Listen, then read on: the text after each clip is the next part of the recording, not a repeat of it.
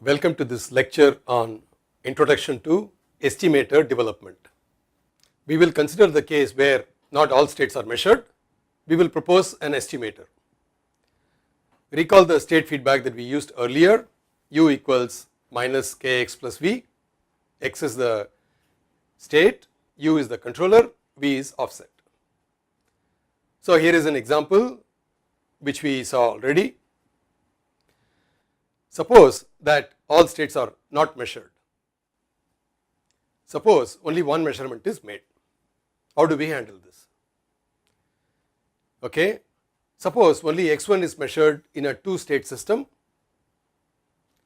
then y is x1, which can be written as 1 0 multiplying x1 x2 giving cx with c equals 1 0. So we can replace the fact that y is measuring only x1 with this information y equals cx. If only x2 is measured, then you have to put a 1 in the second place here, or c is 0 1. But if a sum is measured, then you can put 1 1. It is important to notice that there is only one row here, although there are two states. In general, fewer than n states are usually measured. So the question is, without states, how does one implement the feedback control law that we used earlier? Here is minus kx, x is the state vector. So the question is, can we estimate the states and call them x bar? If so, we can possibly try the following control law. In the place of x, we put x bar.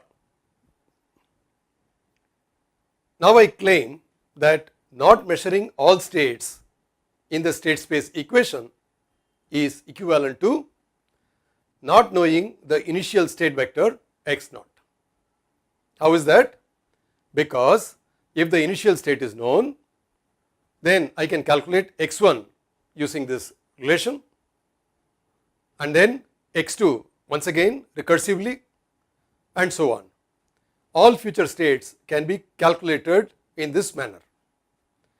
So I claim that states are not measured is identical to initial state being unknown. So we want to estimate the state. Here is the plant and y is equal to cx.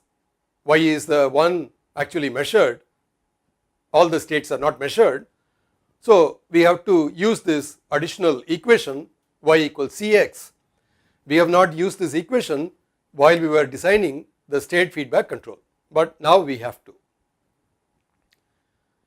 So the question, will the following work as the estimator? All that I have done is I took the state equation, replaced x with x bar. In the place of x naught I put x naught bar. Very easy to choose this. It is an exact replica of this with some minor substitution. So x bar is the estimate of x. Now let us subtract and call it E, x bar minus x. So I get this from here to here, I get E of m plus 1, and then a x bar minus ax, I get a into E. These two cancel each other, and from the last term I get this error at initial state. The question is, will this work? How does this error dynamics behave? Notice that this is a dynamic equation. How does it behave? This is what we saw in the previous slide. Notice that the error dynamics are governed by the eigenvalues of A only.